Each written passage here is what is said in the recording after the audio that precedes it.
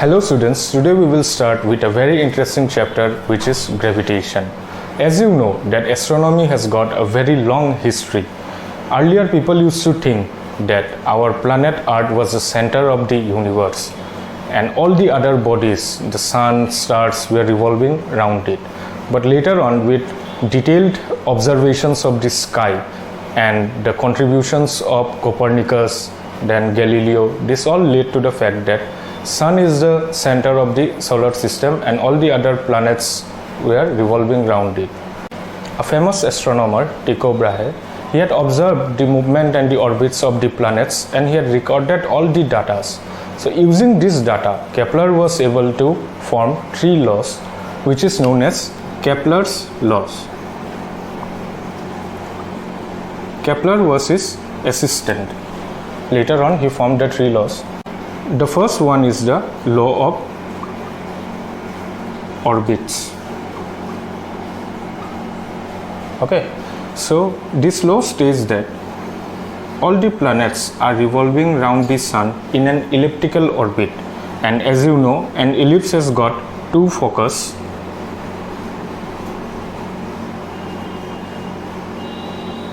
So if this is the orbit of a planet, then the sun will be either in this focus or this.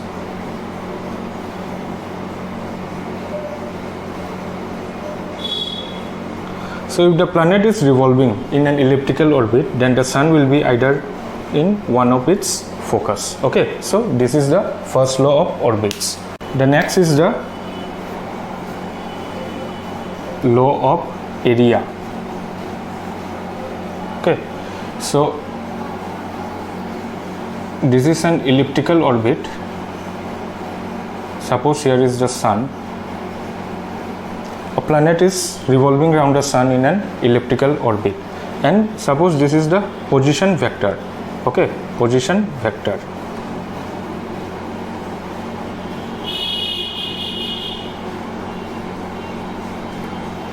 Okay, position vector is that line joining the planet and the sun. Okay, so suppose in time t1 this planet moves from a position A to another position B in time t1, then suppose this is C, another position C, and in time t2 this planet moves from B to C. Okay, now if this time duration t1 is equal to t2, if t1 is equal to t2, then this area swept by the planet during t1 will be area ABS. This will be equal to the area swept by the planet in time t2.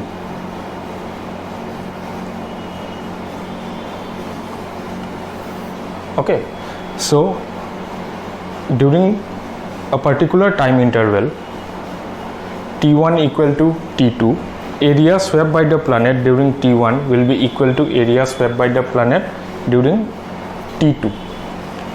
So okay, let me make another diagram.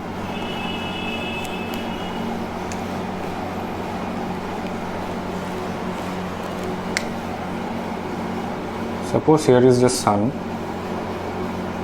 This area is swept during the time t1, and in another time duration this area is swept by the planet. So this law can be stated as the position vector of a planet sweeps equal areas in equal interval of time. Okay, so this is the law of area.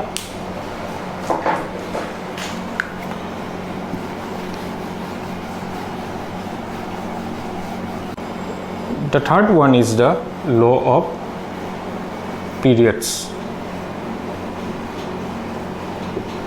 If T is the time period of revolution of a planet, if t is the time period of revolution of a planet and r is the semi-major axis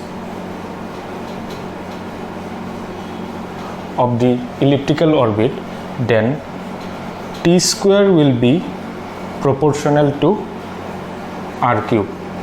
Okay, the square of the time period of revolution will be proportional to the cube of the semi-major axis. Okay, the radius of the semi-major axis. So if this is an ellipse, focus, then this is the semi-major axis and this will be the semi-minor axis. The shorter one will be the minor and the longer is the semi-major axis. So the time period of revolution, okay, time period means the time taken for one complete revolution. This is t and this is the semi-major axis. So t square will be proportional to r cube. Clear?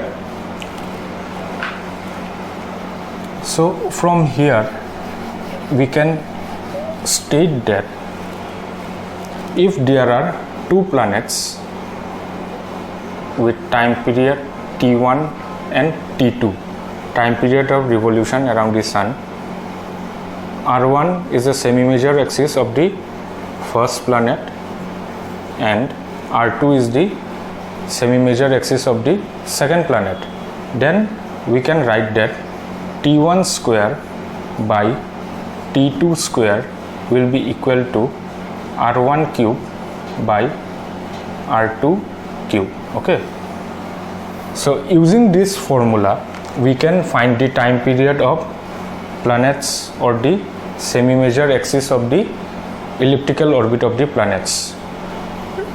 If we get three values, then we can find the fourth one. Okay, any value we can find using this formula.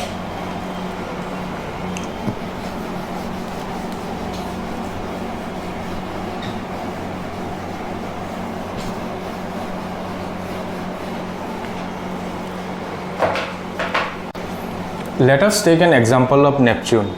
Okay, so diameter of Neptune's orbit is 30 times that of the Earth, and let us find the time period of Neptune around the Sun. So the diameter of the elliptical orbit of Neptune is 30 times that of the Earth. Okay, from here we will get that dN by dE is 30. So assuming this orbit to be circular, we can write that the radius will also be in the same ratio. So now time period of Earth 1 year,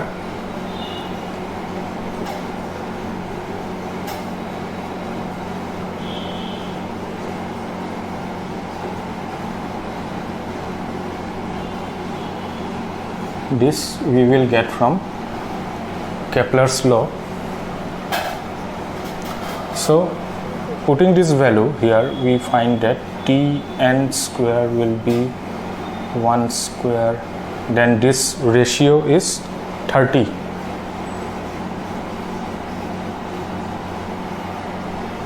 So Tn square will be 27000. Okay,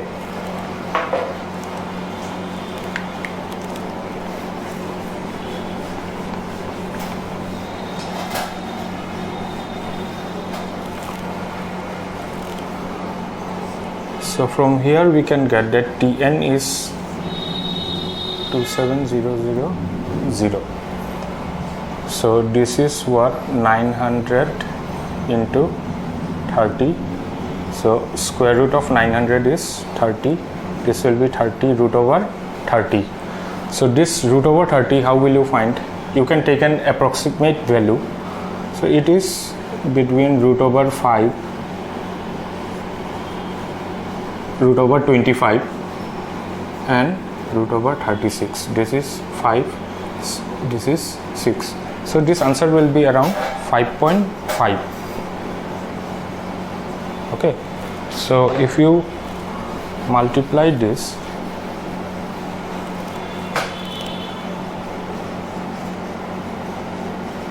so you will get the value of Tn to be around 165 years. So the time taken by Neptune to complete one revolution around the Sun is around 165 years. Now from Kepler's law, we have seen that T square is proportional to R cube. So T square will be equal to some constant multiplied by R cube. So K will be equal to, this constant of proportionality will be equal to T square by R cube. So let us now find out the value of K.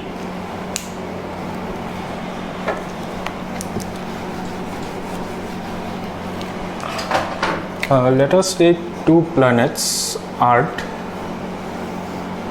then Venus. Time period of Earth is 1 year, and for Venus it is 0.615 years, and RE for Earth is 1.496 into 10 to the power 11 meter. Then for Venus it is 1.082 into 10 to the power 11 meter. Okay, so these are the datas that we have. Now K is equal to T square by R cube.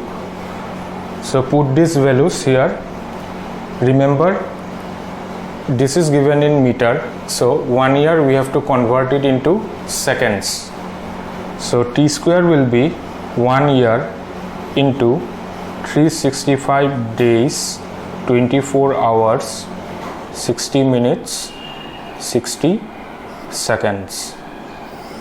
This will be divided by 1.496 into 10 to the power 11 cube. Okay, so you pause the video and find out this answer. Next we will find out for Venus. This will be, again we have to convert it into seconds, 0.615 into 365, 24 hours, 60 minutes, 60 seconds square, divided by 1.082 into 10 to the power 11 cube. So find out this answer, pause this video and find out the answer and check the results. It will come around 2.97 into 10 to the power minus 19.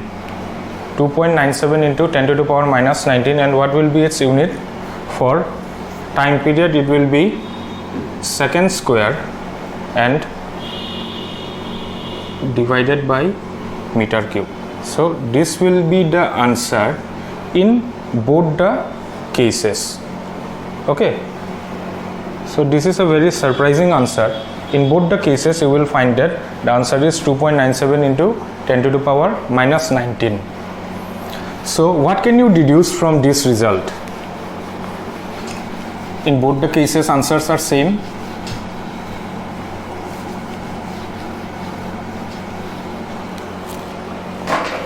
So the value of K,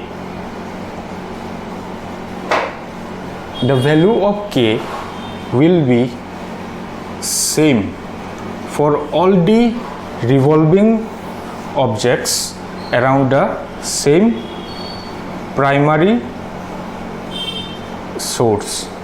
Okay, if the objects are revolving around the same primary source, if one object is here, another is revolving another is revolving here. Then if the primary source is same for all these cases, then their values will also be same. Value of k t square by r cube, this will be same for all the revolving objects around the same primary source. So we will do some more numericals which will clear all the doubts. Okay, then let us start one more numerical.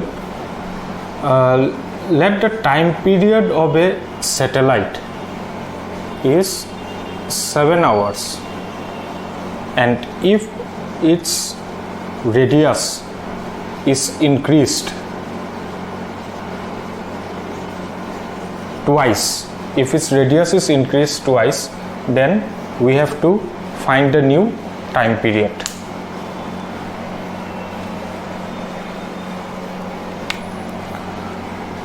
So a satellite is revolving around the earth.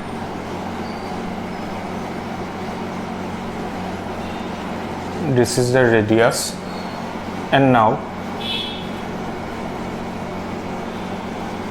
its orbit is changed and the new radius is double the former one.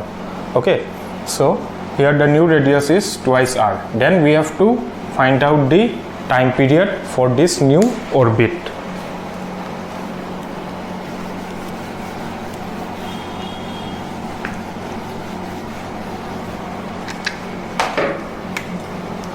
So t square by ts square will be equal to r cube by rs cube.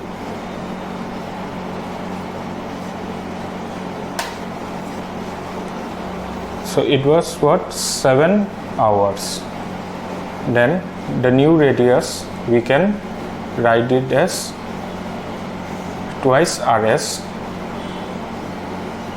cube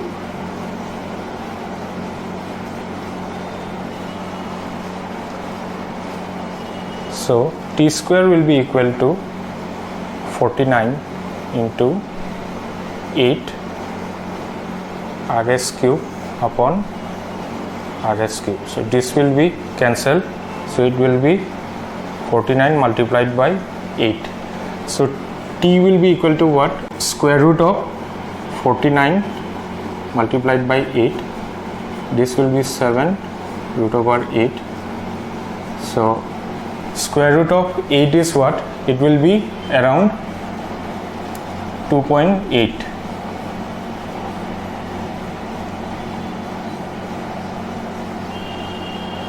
So the new time period will be around 19.6 hour. Okay, so if you find any doubts in solving this, you can write it in the comment section. So we will move on to our next numerical. Let us suppose there is a planet which is revolving twice as fast as the speed of Earth, and we have to find the orbital size of this planet. Okay, so this planet is revolving twice as fast as the Earth. So if time period of Earth is 1 year, then time period of this planet will be half. Okay, so we can write that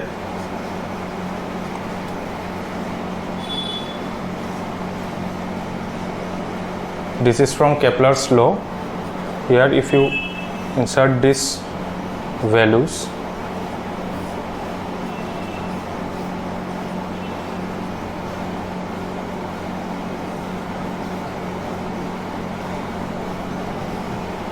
you will find that rp cube will be equal to, so this will be 1 by 4, 4 will move up, then on that side it will be 1 by 4, then re cube 0.25 re cube.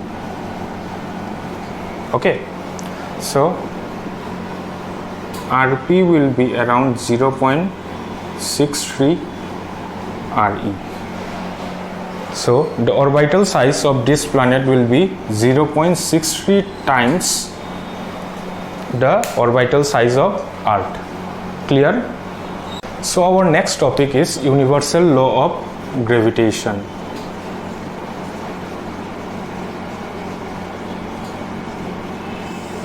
You have already got an idea of this law in your class 9. This law states that if there are two bodies,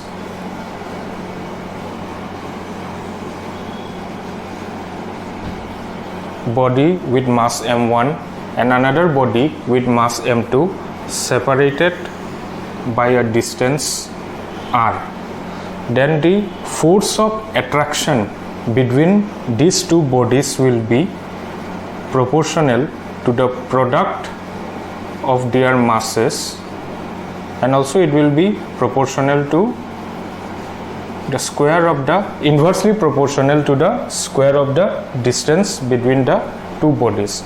So if you combine this, you will get that F is proportional to m1 m2 by r square. So this G will be the constant of gravitation, m1 m2 by r square. Okay, so this is known as the universal law of gravitation. The value of G is 6.67 into 10 to the power minus 11 nm square by kg square. This is the unit of G. So the value of G, this is same everywhere in this universe. It does not depend on the bodies, nor does it depend on the medium in which these two bodies are kept. So you will get the same value of G everywhere in this universe. That is why this law is known as the universal law of gravitation. Now the distance of separation will be from the center of one body to the center of the another body. Okay, that is why this force is a central force, and you can find that this force is proportional to 1 by r square. So this mathematical expression where a physical quantity is proportional to the inversely proportional to the square of another physical quantity, this is known as inverse square law. Okay, so F is equal to G m1 m2 by r square. Okay, so if we use two bodies with unit masses separated by unit distance, okay, there are two bodies of 1 kg separated by a distance of 1 meter, then F will be equal to G because this quantity will reduce to 1. So F will be equal to G.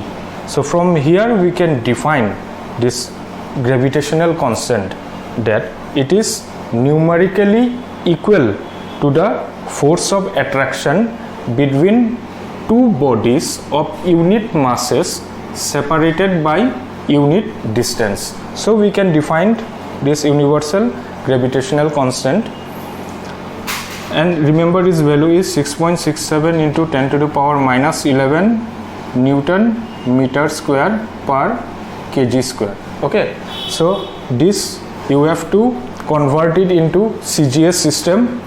Okay, to convert this into CGS system, try this yourself.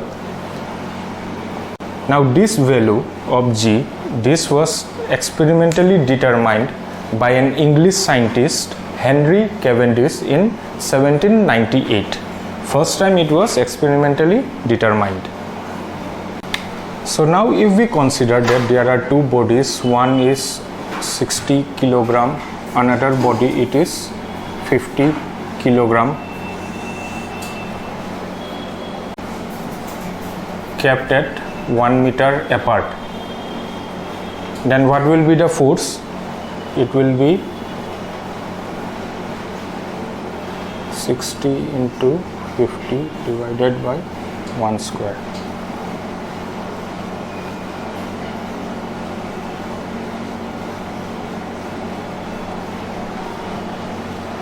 So this will be around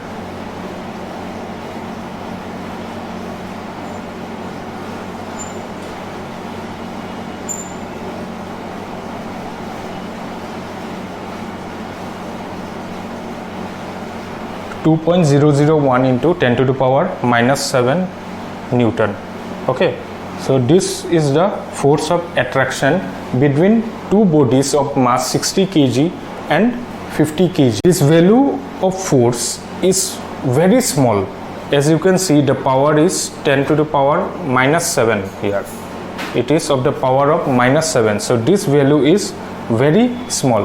That is why we cannot feel the force of attraction exerted by the bodies surrounding us.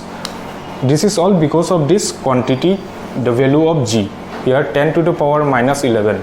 This makes the value of force very small. Okay. So here we will end our class for today.